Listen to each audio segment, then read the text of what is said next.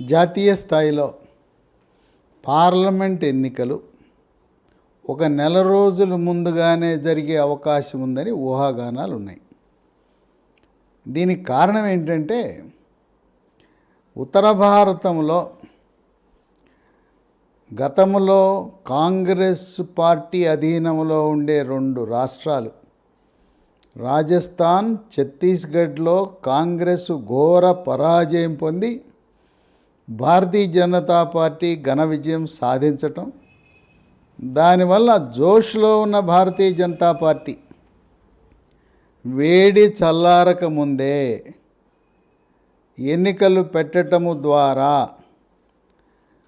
గతము కంటే ఎక్కువ సీట్లు 303 సీట్లు 2019లో గెలుచుకుంటే ఈసారి ఒంటరిగా బీజేపీ 350 సీట్లు గెలవాలని, మిత్రపక్షాలతో కలిపి 400 సీట్లు దాటాలనే వ్యూహంతో ముందుకు సాగుతోంది.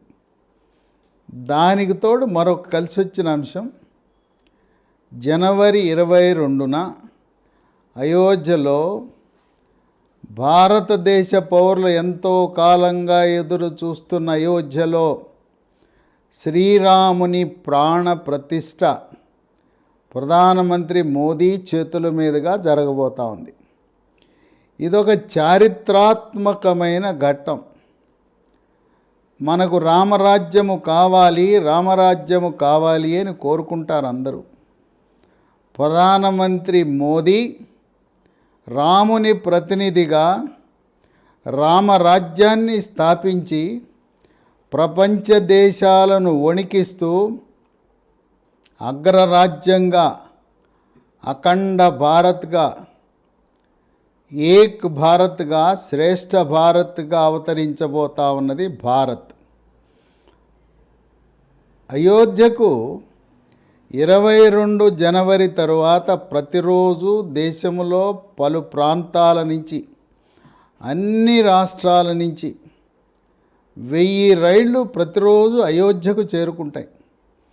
ఆ విధంగా జై శ్రీరామ్ అనే నినాదంతో భారతదేశమంతా కూడా మార్మోగే విధంగా దక్షిణ భారతదేశంలో కూడా బలం పెంచుకోవాలనే సంకల్పంతో భారతీయ జనతా పార్టీ అడుగులు వేస్తూ ఉంది.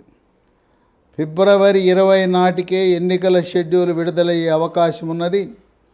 తెలుగు రాష్ట్రాలలో మార్చి 10-15 మధ్యలో ఎన్నికలు జరిగిన ఆశ్చర్యం లేదని ఊహాగానాలు ఉన్నాయి. 28 డిసెంబర్ కేంద్ర హోంశాఖ మంత్రి అమిత్ షా హైదరాబాద్కు వస్తున్నారు. ఈసారి కేవలం బీజేపీ ముఖ్య నాయకులతోనూ, రాష్ట్ర కార్యవర్గ సభ్యులతోనూ, జిల్లా అధ్యక్షులతో సమావేశం అవటమే కాకుండా మండల అధ్యక్షుడి పైన ఉన్న అందరితో కూడా సమావేశమై పార్లమెంట్ ఎన్నికలకు వ్యూహాన్ని దశ నిర్దేశించబోతున్నారు అమిత్ షా. ఇదే సందర్భంగా 8 మంది సభ్యులు కలిగిన తెలంగాణ శాసనసభలో శాసనసభా పక్ష నాయకుడిగా ఎవరు ఉండాలనే నిర్ణయం కూడా అమిత్ షా తీసుకునే అవకాశం ఉంది. దీనికి నిర్మల్ నుంచి గెలిచిన మహేశ్వర్ రెడ్డి మొదటి వరుసలో ఉన్నాడు. రాజాసింగ్ గోషామహల్ నుంచి గెలిచి ఆయన కూడా రేసులో ఉన్నాడు. వీళ్ళిద్దరిలో ఒకరు సభాపక్ష నాయకుడిగా, రెండోవారు ఉపనాయకుడిగా ఉండే అవకాశాలు ఉన్నాయి.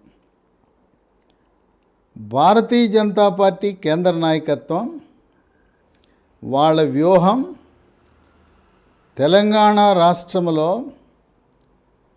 12 సీట్లపై పాగా వేయాలనుకుంటా ఉంది. సిట్టింగ్ సీట్లు 4, వాళ్ళ అదే అభ్యర్థులకి ప్రస్తుతం ఉన్న సిట్టింగ్ ఎంపీలకే సీట్లు ఇస్తారు. కరీంనగర్, నిజామాబాద్, ఆదిలాబాద్, సికింద్రాబాద్కి అదనంగా మరొక 8 నియోజకవర్గాలను గుర్తించి వాటిపై కేంద్రీకరించి ఫోకస్ పెడతా ఉంది భారతీయ జనతా పార్టీ. మెదక్ జిల్లాలో మెదక్కు, జహీరాబాదు, ఉమ్మడి రంగారెడ్డిలో చేవెళ్ళ, మల్కాజ్గిరి. అట్లాగే మహబూబ్నగర్ జిల్లాలో మహబూబ్నగరు, నాగర్ కర్నూలు ఈ 6తో పాటు మరొక 2 భువనగిరి, వరంగల్. వరంగల్ 1984లో భారతీయ జనతా పార్టీ లోక్సభలో 2 సీట్లు ఉన్నప్పుడు వరంగల్ సీట్ నుంచి భారతీయ జనతా పార్టీ తరపున జంగారెడ్డి పివి నరసింహారావును ఓడించి లోక్సభలోకి వెళ్ళటం జరిగింది. జంగారెడ్డి ఒకరైతే మరొక 2వ లోక్సభ సభ్యుడు గుజరాత్ నుంచి పటేల్.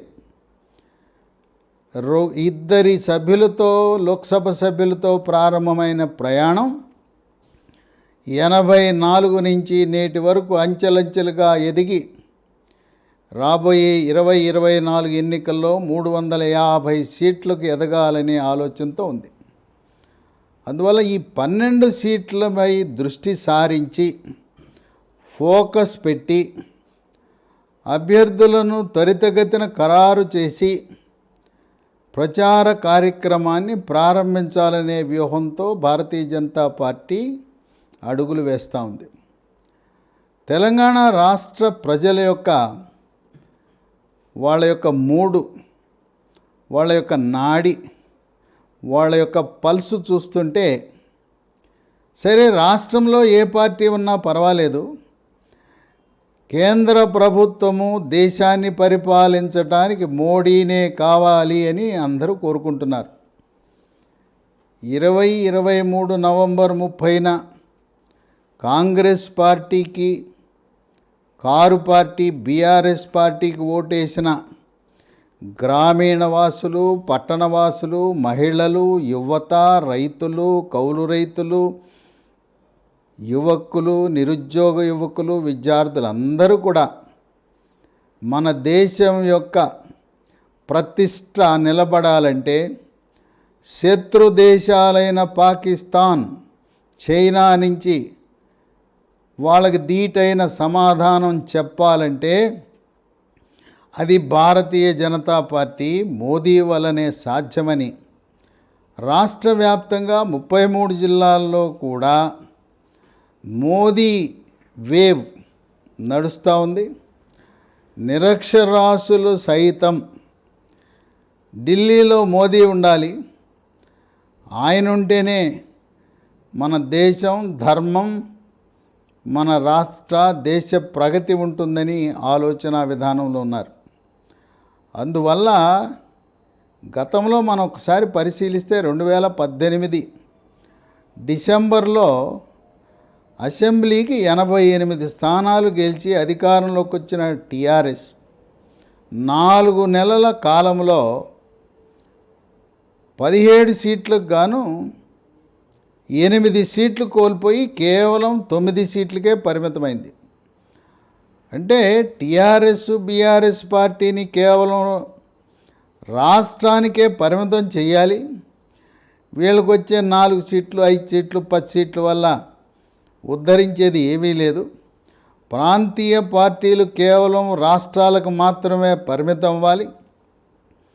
జాతీయ పార్టీ అయిన భారతీయ జనతా పార్టీయే మన దేశాన్ని నడిపించగలిగిన సామర్థ్యం ఉందని చెప్పి అందరూ భావిస్తున్న తరుణంలో 12 సీట్లు భారతీయ జనతా పార్టీ లక్ష్యంగా పెట్టుకుంటే కాంగ్రెస్ పార్టీ వాళ్ళొక 3 సీట్లు గెలిచే అవకాశాలు ఉన్నాయి. ఖమ్మం, నల్గొండ, మహబూబాబాద్ ఈ 3 దాటి కాంగ్రెస్కి వచ్చే అవకాశాలు ఏం కనపడటంలా. సమర్థులైన బలమైన నాయకులు కాంగ్రెస్ పార్టీలో అందరూ కూడా శాసనసభకు పోటీ చేసి ఎమ్మెల్యేలుగా ఉన్నారు. లోక్సభకు పోటీ చేయటానికి ఈ రోజున రేవంత్ రెడ్డి, ఉత్తమ్ కుమార్ రెడ్డి, కోమటిరెడ్డి వెంకట్రెడ్డి, కోమటిరెడ్డి రాజగోపాల్ రెడ్డి లాంటి సీనియర్ నాయకులందరూ కూడా శాసనసభకు వెళ్ళటం వల్ల ఒక రకంగా లోక్సభకు కాంగ్రెస్ పార్టీ తరపున పోటీ చేయటానికి ప్రముఖ నాయకుల కొరత ఉన్నమాట వాస్తవం. కనుక వాళ్ళు 3 సీట్లు దాటి గెలిచే అవకాశం కనపడటంలా. ఇక బీఆర్ఎస్ పార్టీ ఇప్పటికే అనేక మంది పార్టీలు మారి గ్రామాలలో మండలాల్లో బీఆర్ఎస్ పార్టీని వీడి కాంగ్రెస్లో చేరుతున్నారు. బీఆర్ఎస్ పార్టీ తరపున మెదక్లో కేసీఆర్ పోటీ చేస్తే కేసీఆర్ ఒక్కడే బీఆర్ఎస్ పార్టీ తరపున గెలిచే అవకాశాలు కనపడుతున్నాయి. హైదరాబాదుని ఎంఐఎం పార్టీ గెలుచుకుంటుంది, అసదుద్దీన్ ఓవైసీ గెలుస్తాడు. ఈ విధంగా సింహభాగము 12 సీట్లు బీజేపీ కైవసం చేసుకోవాలనే ఆలోచనతో అస్త్రశస్త్రాలు సంధించి హితబోధ చేసి వ్యూహరచన చేయటానికి అమిత్ షా ఈయన అపర చాణక్యుడు లాంటి వాళ్ళు, అభినవ సర్దార్ వల్లభాయ్ పటేల్ లాంటి వాళ్ళు. ఆయన వ్యూహరచన చేశాడంటే రాజకీయ పార్టీలు, ప్రతిపక్ష పార్టీలు, విపక్షాలు గింగిరాలు తిరగాల్సిందే. ఇప్పుడు భారతీయ జనతా పార్టీ తరపున పోటీ చేయటానికి అభ్యర్థుల్ని రంగం సిద్ధం చేసుకుంది. కొన్ని పేర్లు లీక్ అయినాయి. ఏ నియోజకవర్గాలలో ఎవరెవరు పోటీ చేస్తున్నారనేది మనం పరిశీలిస్తే సిట్టింగులు 4కి 4 సిట్టింగు స్థానాలు ఇవ్వటం జరుగుతుంది. మొదటిది ఆదిలాబాద్, సోయం బాపురావు. 2 నిజామాబాద్, ధర్మపురి అరవింద్.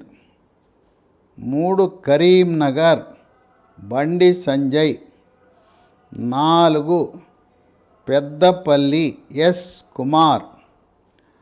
5 వరంగల్, డాక్టర్ జి విజయరామారావు, మాజీ మంత్రి, మాజీ ఎంపీ. 6 మహబూబాబాద్, హుస్సేన్ నాయక్ కానీ, మాజీ ప్రధాన కార్యదర్శిగా పదవీ విరమణ చేసిన సీనియర్ ఐఏఎస్ అధికారి రామచంద్రు నాయక్, లేదా దిలీప్ నాయక్, లేదా రవీంద్ర నాయక్. 7 ఖమ్మం. ఇక్కడ గరికిపాటి మోహన్ రావు మాజీ రాజ్యసభ సభ్యుడిని ఒప్పించి ఖమ్మంలో పోటీకి పెట్టాలనే ఆలోచన ఉంది. ఆయన కాకపోతే గల్లా సత్యనారాయణ. 8 నల్గొండ.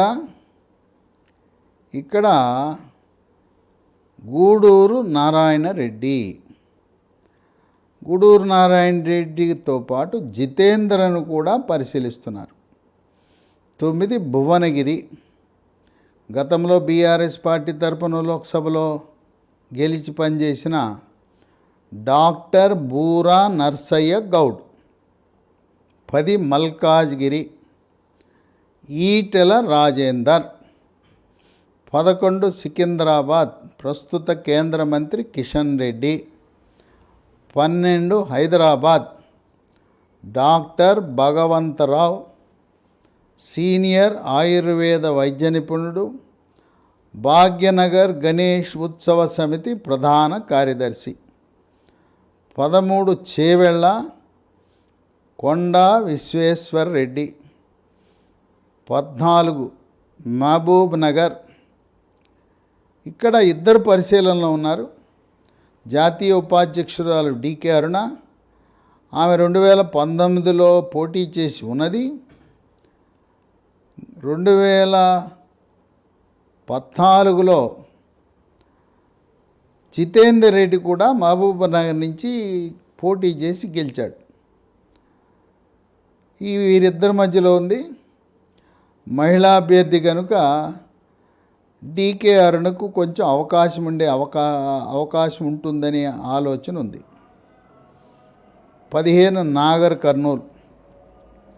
ఇక్కడ మాజీ జాతీయ అధ్యక్షుడు దివంగత నేత బంగారు లక్ష్మణ్ కుమార్తె బంగారు శృతి, ఆమె రాష్ట్ర ప్రధాన కార్యదర్శిగా ఉన్న ఆమెతో పాటు మరొక అభ్యర్థి కూడా తెర మీదకు వచ్చాడు. పి రాములు ప్రస్తుత సిట్టింగ్ బీఆర్ఎస్ లోక్సభ సభ్యుడు.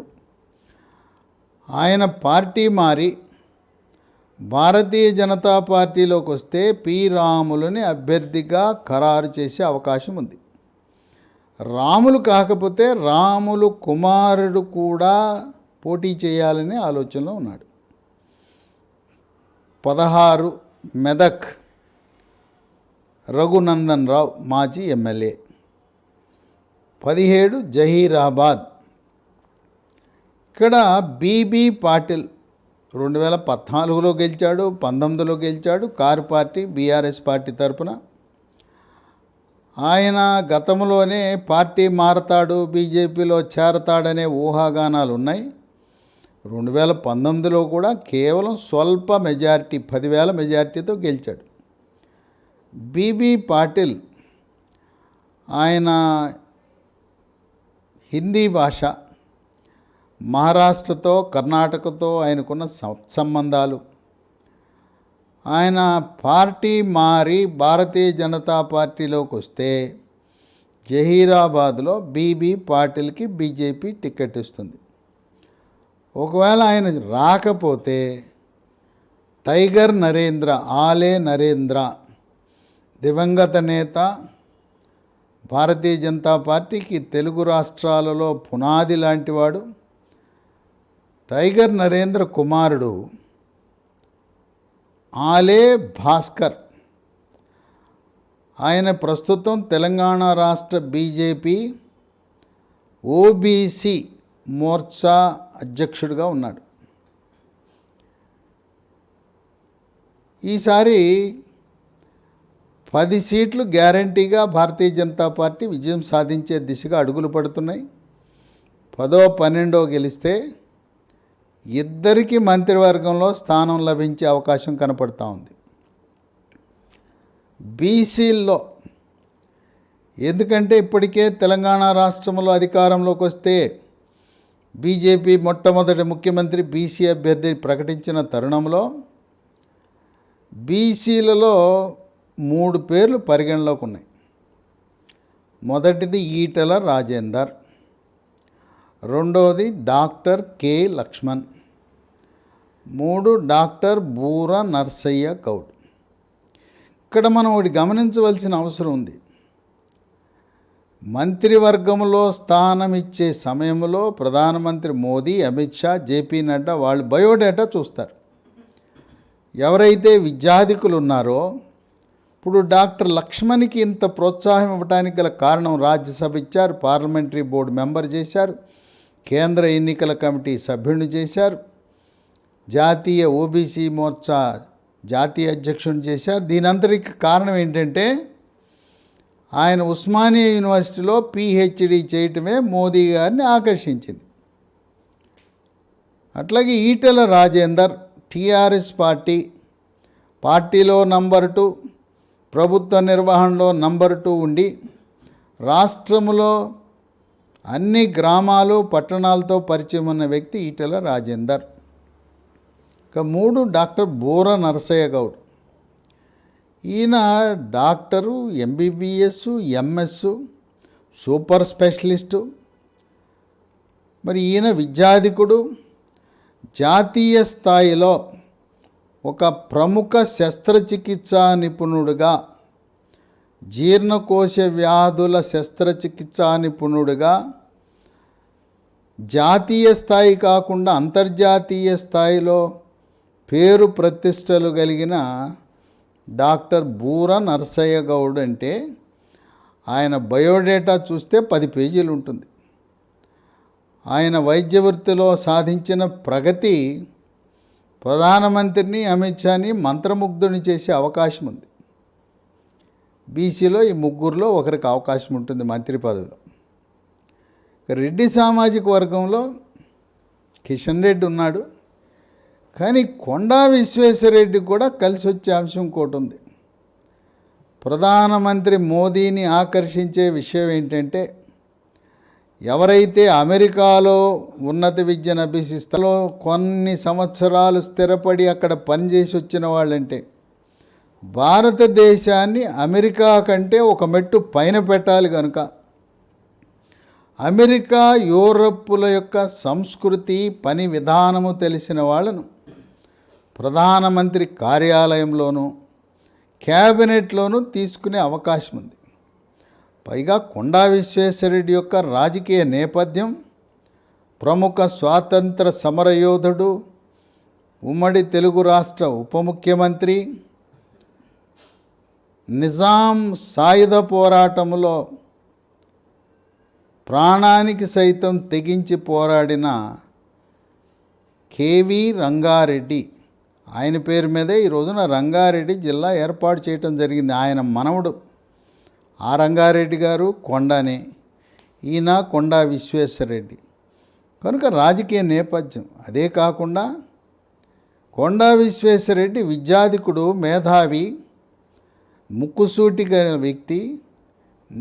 తర్వాత ఆయన రాజకీయాల్లో డబ్బు సంపాదనకు రాజకీయాల్లో తన వ్యాపారము ద్వారా సంపాదించిన డబ్బుని హారతి కర్పూరంలా కరగబెడుతూ రాజకీయంలో పారదర్శకంగా ₹1 అవినీతి లేకుండా ఈ రోజున కొండా విశ్వేశ్వరరెడ్డి ఆదర్శప్రాయమైన రాజకీయాలు నెరవేరుస్తున్నాడు. కొండా విశ్వేశ్వరరెడ్డిని ఏ రాజకీయ పార్టీ కూడా విమర్శించే పరిస్థితిలో లేదు. ఆయన భార్య, ఆయన మామగారు డాక్టర్ ప్రతాప్ సి రెడ్డి. ఆయన భారతదేశంలో ఈనాటి కార్పొరేట్ ఆధునిక వైద్యానికి నాంది. భారతదేశంలో 150 హాస్పిటల్ స్థాపించి ప్రపంచవ్యాప్తంగా అపోలో గ్రూపుని, భారతదేశ జెండాని పతాక స్థాయిలో ఎగరవేస్తూ ఈ రోజున అపోలో హాస్పిటల్ అంటే తెలవని వారు ఎవరూ లేరు. కనుక అపోలో ఆసుపత్రి యాజమాన్యం చైర్మన్, వ్యవస్థాపక చైర్మన్ యొక్క అల్లుడుగా ఆయన యొక్క వ్యక్తిగత యొక్క చరిత్ర వల్ల కొండా విశ్వేశ్వరరెడ్డి బయోడేటా చూస్తే మళ్ళీ మోడీ గారు ఇంకోటి చూస్తాడు, గతంలో ఒకసారి పనిచేసి ఉండాలి. కొత్తగా లోక్సభలో ప్రవేశించే వాళ్ళకి అవకాశం ఇవ్వరు. ఒక 5 సంవత్సరాల పాటు లోక్సభలో పనిచేసి ఉండాలి. కొండా విశ్వేశ్వరరెడ్డి 5 ఏళ్ళు పనిచేశాడు గతంలో.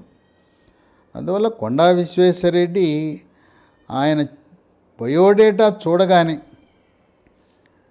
ప్రధానమంత్రి ఆకర్షితుడవుతాడు. ఆయన్ని కూడా క్యాబినెట్లో తీసుకునే అవకాశం అయితే ఉంది. ఇక 3 డీకే అరుణ. భారతీయ జనతా పార్టీ మహిళలకు బాగా ప్రాధాన్యత ఇస్తున్నారు. అందువల్లనే మహబూబ్ నగర్లో డీకే అరుణకు ఎంపీ సీట్ ఇచ్చే అవకాశం ఉంది. ఆమెను జాతీయ ఉపాధ్యక్షురాలుగా పెట్టడం, ఆమె రాజకీయ నేపథ్యం, ఆమె కుటుంబ చరిత్ర దృష్ట్యా మహిళలకి సింహభాగం. భారతీయ జనతా పార్టీ అంటేనే మహిళలకు ప్రాధాన్యత ఇచ్చే పార్టీ. ఎంతో కాలంగా పెండింగ్లో ఉన్న మహిళా రిజర్వేషన్ బిల్లుకు విముక్తి కల్పించి 2029 నుంచి 3వ వంతు చట్టసభల్లో మహిళలకు రిజర్వేషన్ అవకాశం కల్పించిన పార్టీ భారతీయ జనతా పార్టీ. అందువల్ల మహిళలకు ప్రాధాన్యత ఇవ్వాలని డీకే అరుణ మహబూబ్ నగర్లో గెలిస్తే ఆమెకి క్యాబినెట్లో స్థానం కూడా లభించే అవకాశం ఉంది. ఇక ఎస్సీ ఎస్టీలకు వస్తే ఎస్టీల్లో మహబూబాబాద్ నుంచి రామచంద్ర నాయక్, ఆయన ప్రధాన కార్యదర్శిగా, చీఫ్ సెక్రటరీగా, సీనియర్ ఐఏఎస్ అధికారిగా పదవీ విరమణ చేసి విశేష అనుభవం గడించి అలాంటి వాళ్లను మోదీ చాలా ఇష్టపడతాడు. ఎందుకంటే 35 సంవత్సరాలు గ్రామీణ ప్రాంతాలలో, పట్టణ ప్రాంతాలలో వివిధ శాఖల్లో వాళ్ళు గడించిన అనుభవాన్ని ఒక శాఖ కేటాయించడం ద్వారా వాళ్ళు పరిపాలనా దక్షులుగా ఉంటారని చెప్పి ఎక్కడ senior IAS, IPS, IRS, civil service అధికారులు, ఐఎఫ్ఎస్ అధికారులు వాళ్ళు ప్రత్యక్ష ఎన్నికల్లో గెలవలేకపోయినా రాజ్యసభకు వారిని తీసుకొచ్చి మంత్రిగా బాధ్యతలు అప్పజెప్పే మనస్తత్వం మోదీ. కనుక మహబూబాబాద్లో గెలిస్తే రామచంద్ర నాయక్ కేంద్ర మంత్రి అయినా ఆశ్చర్యం లేదు. అలాగే విశేష రాజకీయ అనుభవం 1982 నుంచి ఈనాటి వరకు దాదాపు 45 సంవత్సరాల పూర్తి సమయం రాజకీయంలో ఉన్న డాక్టర్ విజయరామారావు. ఆయన వివిధ హోదాల్లో ఎమ్మెల్యేగా, మంత్రిగా, లోక్సభ సభ్యుడిగా, ఉద్యమకారుడిగా 2001 సంవత్సరంలో కేసీఆర్ పార్టీ పెట్టిన మొదటి రోజు నుంచి 2014 వరకు 14 సంవత్సరాలు కేసీఆర్తో కలిసి అడుగులు వేసిన ఉద్యమ నాయకుడు డాక్టర్ విజయరామారావు. ఆయన వైద్యుడు, మామూలు ఎంబీబీఎస్ కాదు.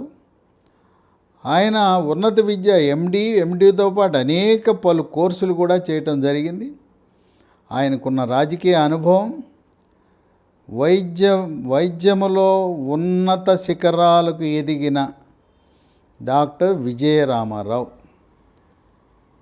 ఎస్సీల్లో ఆయన వరంగల్ నుంచి గెలిస్తే ఆయనకు కూడా మోదీ గారితో కలిసి పనిచేసే క్యాబినెట్లోకి వెళ్ళే అవకాశం లభిస్తుంది.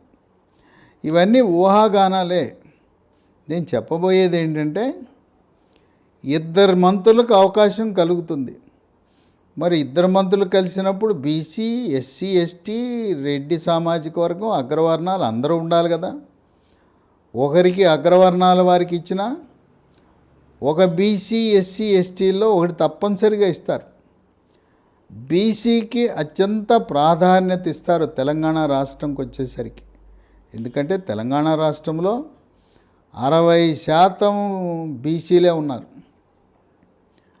ఈ విధంగా 17 మంది అభ్యర్థులను ప్రాథమికంగా ఎంపిక చేసి ఎంత త్వరగా వీలైతే వాళ్లను ఈ లోక్సభ అభ్యర్థులను రంగంలో దింపి ప్రచార పర్వాన్ని ప్రారంభించి 12 సీట్ల లక్ష్యంగా 12 లక్ష్యం పెట్టుకుంటే కనీసం 10 అయినా సాధించాలనే దృక్పథంతో భారతీయ జనతా పార్టీ వేగంగా అడుగులు వేస్తున్నది.